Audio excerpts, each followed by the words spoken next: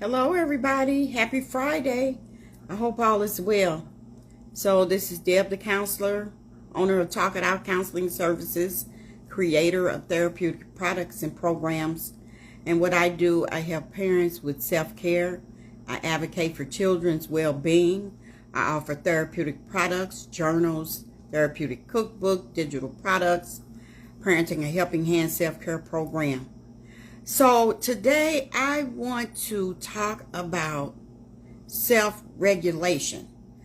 I am seeing so many people that is just not controlling their emotions in public. And I know it's a lot. It's a lot of things going on, a whole lot going on. And I understand. But sometimes when you don't control your own emotions, regulate your emotions, you make things worse. Things get worse. So I want to define self-regulation of emotion, or emotion regulation is the ability to respond to the ongoing demands of experience with the range of emotions in a manner that is socially tolerable and sufficiently flexible to permit spontaneous reactions, as well as the ability to delay spontaneous reactions as needed. It can also be defined as extrinsic or intrinsic processes responsible for monitoring, evaluating, and modifying emotional reactions. The self-regulation of emotion belongs to the broader set of emotion regulation processes, which include both the regulation of one's own feelings and the regulation of other people's feelings. So that's just like we tell our children, what are some things that you can do when you feel yourself maybe getting angry? When you feel yourself getting frustrated, there are things that you can do. You can take some deep breaths. You can count. You can walk away from a situation and just kind of collect yourself so you can reset. So I'm noticing people in stores and restaurants and all the things. And I know sometimes people don't have great customer service. I know that. That's why I created my customer service class, and I have the workbook for those that needs it. But I know sometimes people don't have just good customer service. The employees, they are disrespectful. They don't greet you. They don't, if you got to wait for your food or whatever it is, they don't communicate. They don't communicate like they supposed to. And so customers, people get angry. They get upset. So if everybody is upset, who is controlling the situation? Somebody got to be able to control the situation. So, and I'm seeing this all the time, and it just made things worse. Then the police comes, then you get locked up, then you go to jail, then it just goes on and on. Then your kids, some people have their children with them. Their children are witnessing parents and adults not being able to regulate their emotions. So what do? Okay, they begin to do the same thing, and you wonder where they're getting it from. From the adults. They're getting it from the adults. Somebody have to be able, as my mom used to say, somebody got to have some sense. So here are some steps that you can take if you are a person that pops off, as they say, pops off easily. You're having a problem with controlling your emotions. Steps to control your emotions include: cultivate emotional awareness. Recognize and make sense of your emotions. Name that emotion. I'm angry. I'm scared. I'm frustrated. I'm disappointed. Select the situation. Avoid triggers for negative emotions. Like, for example, if you know if it's a certain person that triggers your emotions, you probably need to stay away from that person as much as possible. And that can be anybody. It can be your friend. It can be your children. And children can't choose their parents. You can't choose your family. But sometimes you can step away for a little bit and collect yourself and reset. Maybe you just need to go for a walk. You need to take yourself and maybe go buy you a smoothie. Go to the park and sit down and just chill for a little bit. Sometimes you need to do things like that.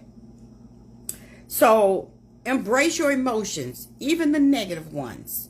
Interrupt your thoughts. Use calming techniques like candles, music, soothing sounds.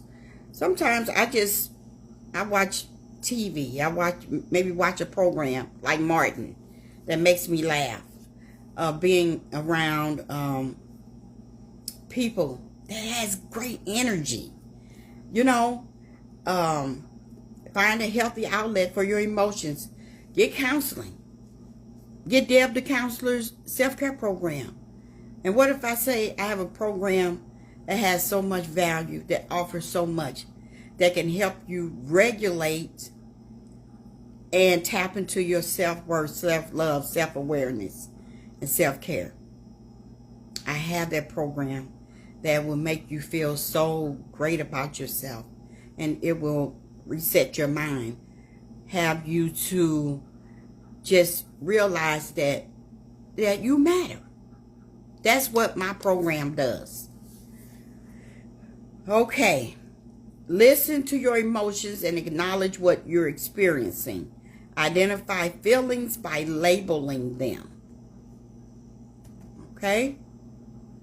And let's see. And sometimes people don't want to get help. And I don't understand that. People have so much pride that they don't get the help that they need. And there's so much help out here. But you rather suffer in silence, which doesn't make any sense. So if you are a parent and you need help in this area, you are suffering in silence, and you need someone to talk to that can help you get over this hump. I can help you. My Parenting a Helping Hand self-care program can definitely help you. Okay? And here is I want to show you, it's a happy wheel. This is a happy wheel. And as you can see under happy, when you're happy, you're cheerful, overjoyed, pleasant, contented, glowing, elated. Excited, you are elated, joyful, bright. Sad, dejected, hopeless, miserable, depressed. Angry, you're sad. It's hard for me to really see it. When you are scared, look, I think it says same thing, you're hopeless. And when you are tender, you're soft, loving, all the things. So we want to be happy, excited, tender. We don't want to be sad. angry, scared. Although life be lifing, and there are times that you're going to be sad. You might be you're not sure about something. You know, you may feel hopeless. But the goal is to get back to a happy place. And sometimes people are stuck in the sad phase, angry phase. And so that's where I come in.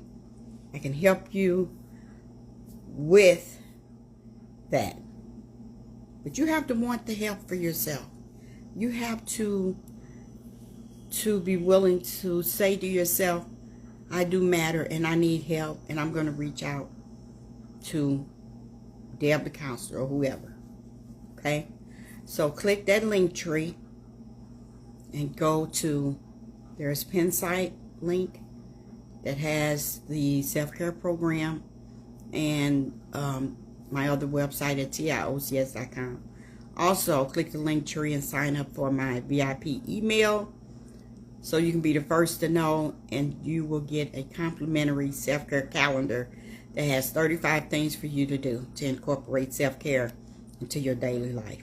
If you would like a 15 minutes free consultation, you want to learn more, you want to talk to me a little bit more about what I have to offer, go to my website at TIOCS.com and sign up today. So I hope this helps someone. Please like and share it with someone. But let's get our emotions under control. Okay? All right. So thank you for listening to Deb the Counselor, Changing Lives by one talk at a time. Be blessed.